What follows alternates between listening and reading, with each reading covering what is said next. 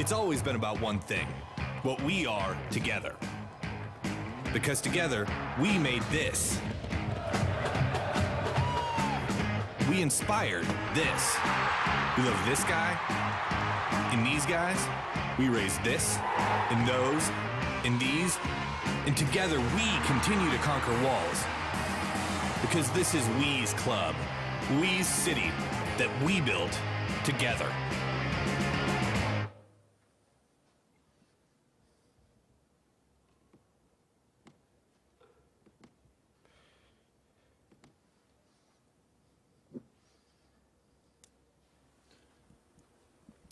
So, good afternoon, everyone. Nice to see some of you again. So I'd like to share that our team is very proud that we were able to create a video of such quality like that in 24 hours. For those of you who saw our earlier presentation, apologies, I did not have enough time to create some new material. So you had to hear that joke again. So, on a serious note, I'm not sure if it resonated as well in the audience as it did for us when we first saw that video. So for us, certain words became apparent after watching that video, sort of community, unity, passion, friends, shared experience, diversity, inclusion, equality, and finally, family. As you saw in that commercial, we together. It's a very, very powerful statement. And we believe that this statement, which was created by the team in their new campaign, is really going to resonate with our campaign and our audience. We believe that it will attract new fans to the brand. I also believe that it will resonate well with current fans, because it links together that community feeling. And finally, we together really will help us to exaggerate the benefits that SeatGeek will offer fans. A fan-centric ticketing network whereby fans have convenience, security, things which help fandom. So, our focus of this presentation, firstly, ensure maximization of ticket and related revenues. Secondly, identify new and creative revenue streams for Sporting KC, which are made possible by the MLS partnership with SeatGeek. And finally, to reach and engage new fans, and in particular, millennials. So we hear this term millennials quite a lot today, and we did some research into what millennials look like in Kansas City. So I'll point out a few key stats here. So millennials in Kansas City, they spend 1.65 hours on social media. Smartphone usage in this demographic is at 94%. And finally, online purchases. Within 12 months, 74% of that demographic had made online purchases. So, speaking of millennials, it is my pleasure to announce the millennials on my team. My name is David Diaz. I am a 21-year-old. I'm a college student, junior. I'm actually on my 5th cup of coffee now. I'm after being up for the last 30 hours. Hi, my name is Katie Harris. I am a 27-year-old sales manager in H&R Block, and I absolutely love doing taxes. But what I also love is going for runs on the weekend with my golden retriever and finishing off the night with a nice red wine. Hi, my name's Ted Fuller. I am 33 years young. I have a beautiful wife and 2 little rascal kids, and they occupy most of my time these days. As you can tell, 3 very different stories from 3 very different types of millennials here. So that term can be broken down, and we have 3 different types of people who have different wants, different needs, different likes. So, what we're going to do now is I'm going to pass over to Jonathan, who's going to have a look at our SWOT analysis. Thank you, James. So my name's actually Jonathan Conde. I'm not David Diaz, not 21-year-old. I'm married, but I am on the 30 hours with 5 cups of coffee. So bear with me here, please. So when we looked at the relationship between SeatGeek and the club, we wanted to make sure that the partnership was one that made sense, that was beneficial for everybody involved. Going through our SWOT analysis, we were able to see that what SeatGeek wants and what the club wants, they go together. We want a platform that is easy for the fans to use, that they're able to do it with convenience, with transparency, and with safety. So even though we obviously have opportunities and threats like we will with any organization, we definitely feel it's going to be a beneficial relationship and something that we can see developing more and more as time goes on.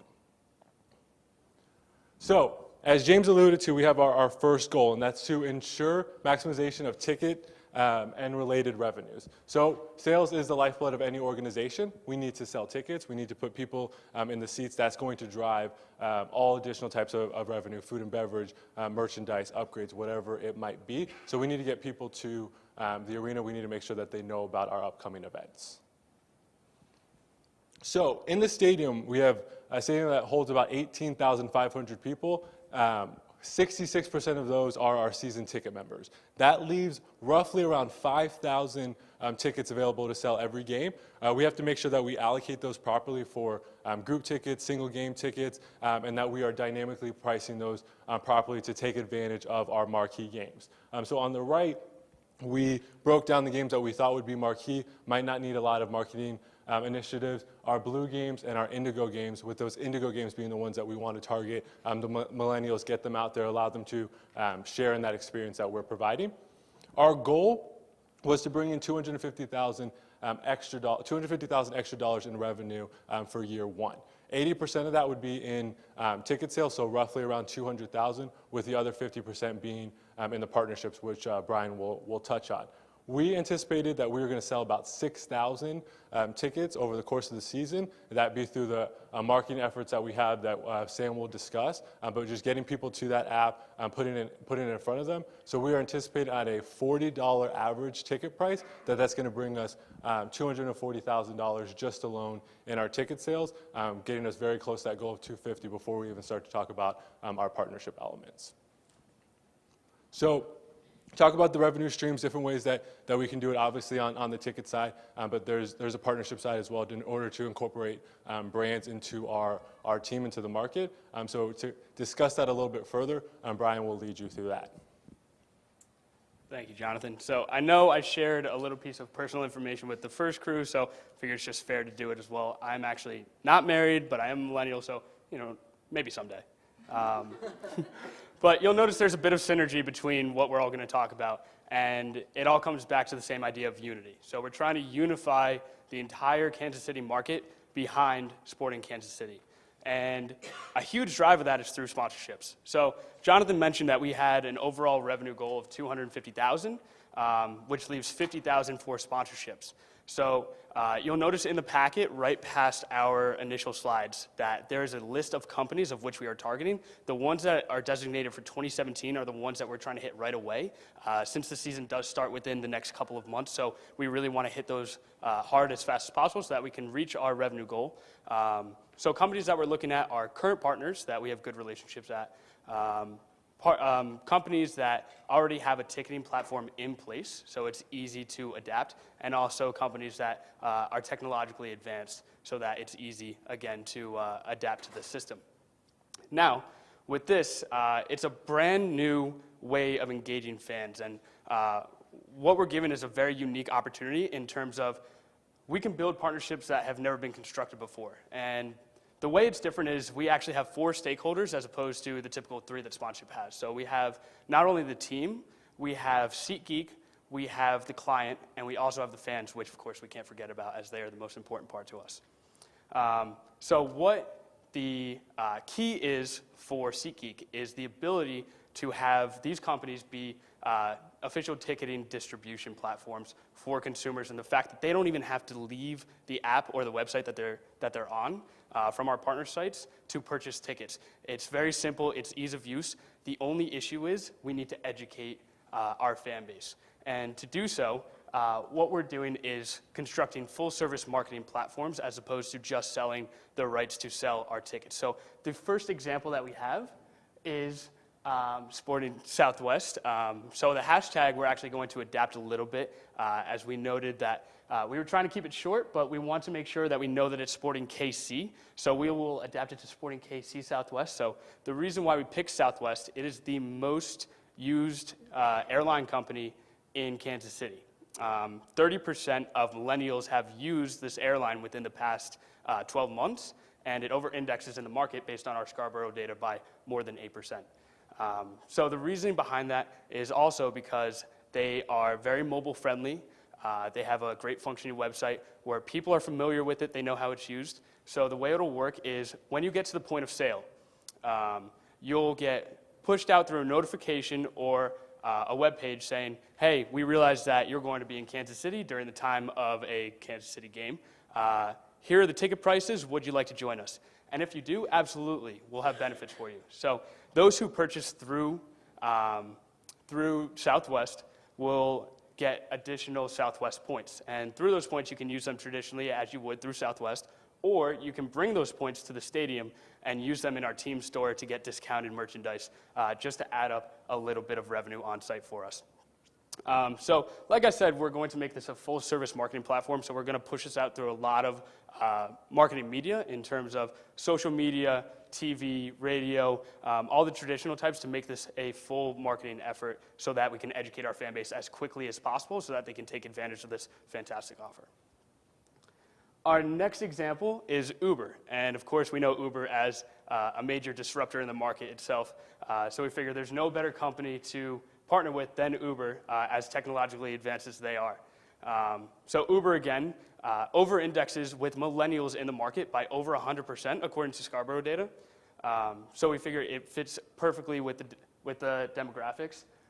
Again, make it a full-service marketing platform in terms of we're going to have an official Uber drop-off and pickup zone, in which case those who use the Uber app that day can hashtag Sporting KC Uber and be entered to win a special gift of that day. So I would love to talk all day about the sponsorships that we could do, and there's a whole list in the packet of companies that we are targeting. But unfortunately, Fitbit, not unfortunately, but Sam will be touching on Fitbit in a minute, so I don't want to steal her thunder. But just to finish up, we want to talk about how we are going to dictate how well these partnerships are being used. So what we're going to do is track all the information via the web, via the apps that are being used, and aggregate all the sales that are being used because of these partnerships. And then we can assess how successful they are based on the revenue that would have not been generated if not for these apps. From that point, we can create a customized platform to make sure that we're succeeding in servicing our marketing goals, and also have surveys at the mid-year and also at the end of the year to make sure that we are giving our clients and our customers the highest level of customer service. And with that, I will pass it on to Sam, and she will help us out with our marketing initiatives. Thank you, Brian. So I guess we're all being honest here. My name is Samantha, not Katie Harris. I do not love doing taxes, but I do like red wine, so I guess it's a little bit truthful. So our third and last objective to hit is to reach and engage new fans, in particular millennials. And marketing is the way we're going to do that. So our marketing events are the glitz and glam of our campaign here.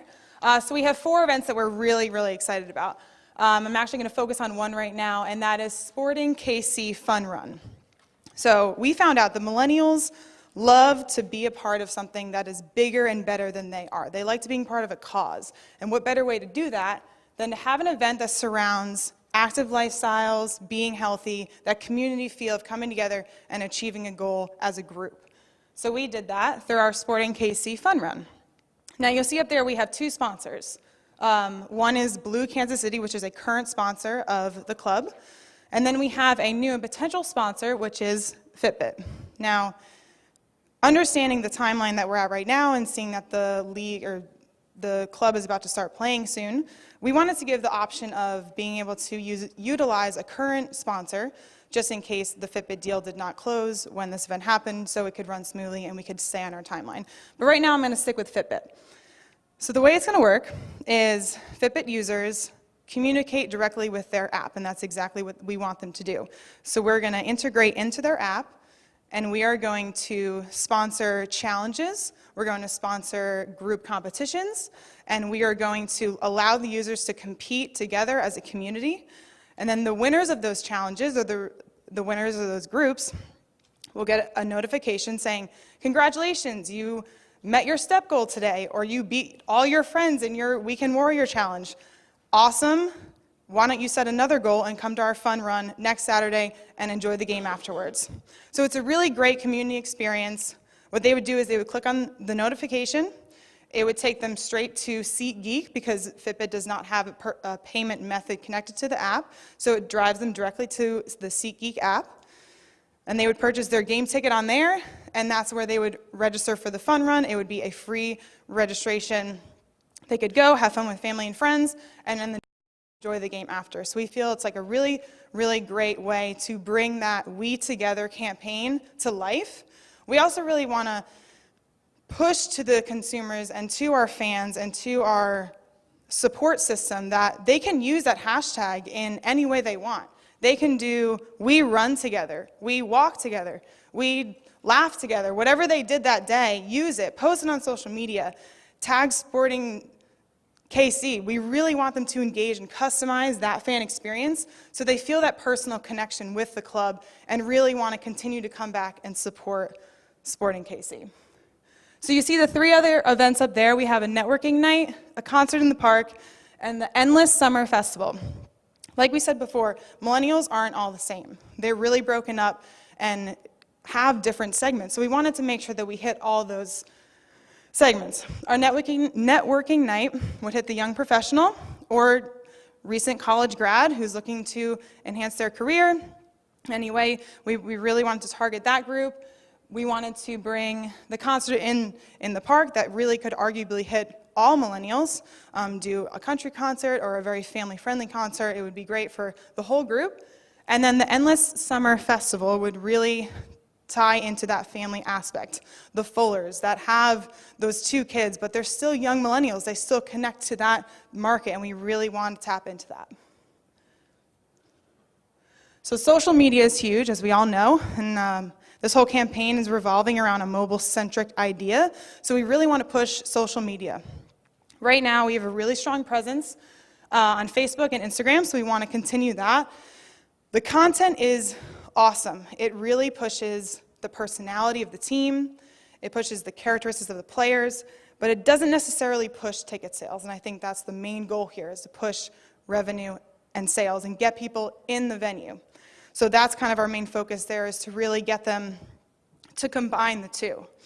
We're going to use Twitter, Snapchat, and YouTube to support those Facebook and Instagram platforms. And then Twitch is interesting. It's kind of our dark horse platform. So it is a e-gaming social media site that streams e-gaming sports, and we think it's a really great potential of an untapped market. We think there's very young, new, loyal fans there, and if we get them to support Sporting KC, we think it'll take off tremendously. Another thing I just want to touch on is our social influencers. So we found out through our research that millennials don't necessarily connect with the big names or the big celebs. They connect more with the people that they can relate to. So we actually picked 3 local bloggers that are in your packets, and they connect with that personal level of a millennial. The local mom, the traveler, the runner, whatever it may be. Okay, going over this a little quickly. This is our marketing budget, so we had $55,000 to work with. We put a lot towards social media. As I said, it's extremely important avenue, mobile-centric. We really want to push that out to the market and base the other budgets on our events. Lastly, this is our timeline, starting from today, moving all the way to the end of the season, really utilizing our partnerships and getting the most out of them as possible, pushing ticket sales to SeatGeek for fans to purchase. So I just want to recap. We want to ensure the maximization of ticket sales and related revenues, and do the other two as my time runs out. But thank you so much. We really appreciate it and hope you enjoyed our presentation.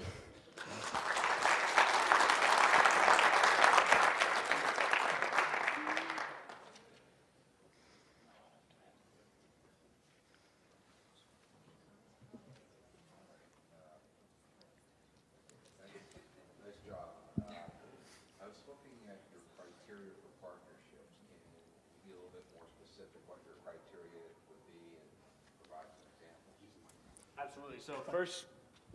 So first, what we looked at was brands that have a strong affinity in the Kansas City region, but we also wanted to go deeper in terms of, are they mobile friendly? Are they web friendly? Do they use service tracking? So are we going to be able to know where the consumers are? Do they allow, or is it typical for consumers to trust them enough to send out push notifications, because that's going to be our main source of contact with the consumer? So all those kind of came into play. So we did a lot of technology platforms and a lot of like food services that have apps that people typically use to order food through. Your goal of 6,000 single game tickets, which vehicle here that you outlined do you think would be the most successful in selling? Pass that one over to Jonathan. So we talked through this avenue a lot in terms of how we're going to push it out. I think our main platform that we want to use is obviously social media, utilizing Facebook to get our marketing about the events that we have around those games. So whether it be the fun run, the carnival, the young professional alumni night, where we can drive not only content about the team and the game, but also get them directly to that site and that app. That way they can start to kind of get down on that 6,000 count. We definitely think that social media is going to be the best way to attract the millennials. Is your primary driver on social media? Yes, Facebook, yes.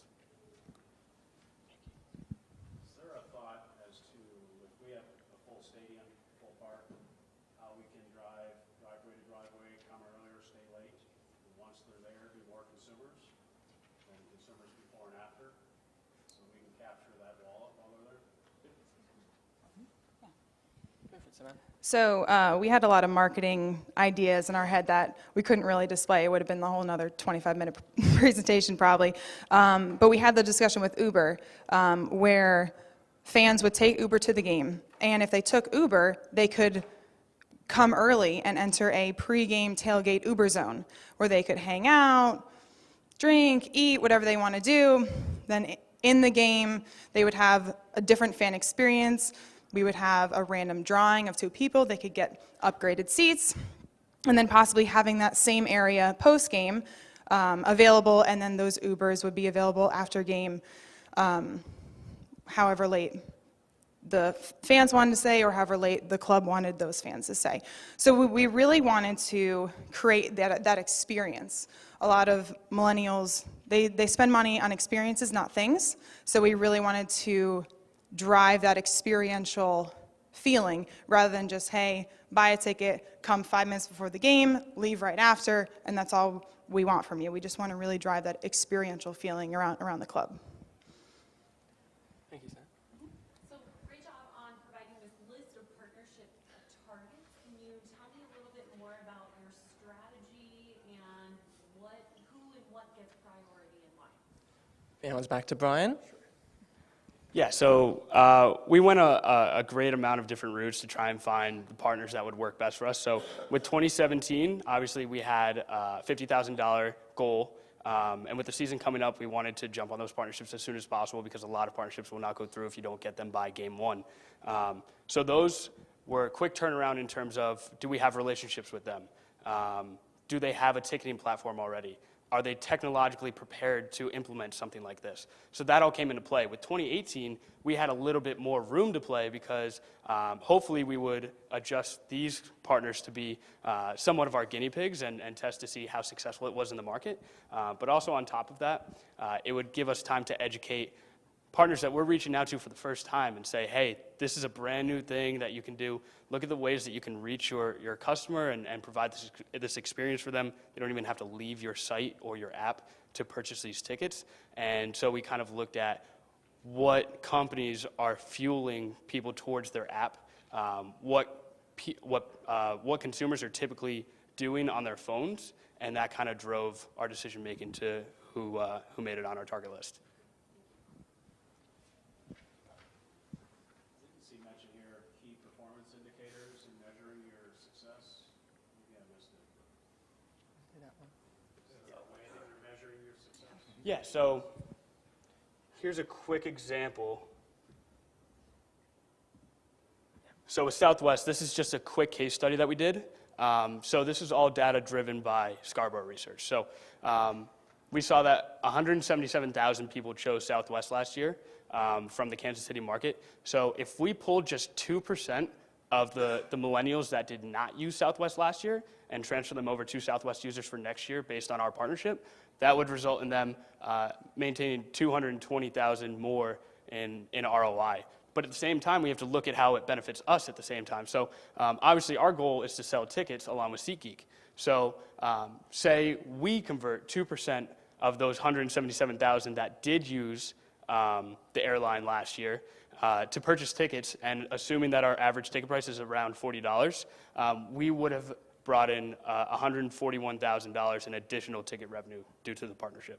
So that's just one example of how we did it. Of course, with each partner, it's a little bit different, but what we would do is track it based on their website, their app, and see who are purchasing these tickets through their website or app.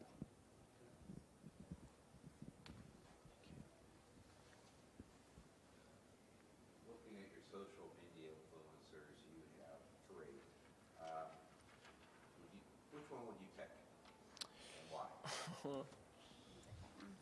That is a very, very good question. So, so we listed 3 for obvious reasons. They all, each of them related to our target within the millennials. I think that for me personally, what I've seen other sports venues do across the US is these mum blogs are very, very influential. A lot of people don't know a lot about them, but they can create a network, they create a community, and millennials really value word of mouth. Now, word of mouth doesn't have to happen face-to-face. Word of mouth takes place digitally now. So from the social influencer standpoint, a lot of millennials look online first for peer reviews, their peers who have done things before them, before they take action. And I think that from this group, which I identified their appeal across all of the social platforms, I would take the Mothers Group for that reason, because there's a lot of trust there. There's already an established network, and I think that they will be the most pervasive in communicating our message.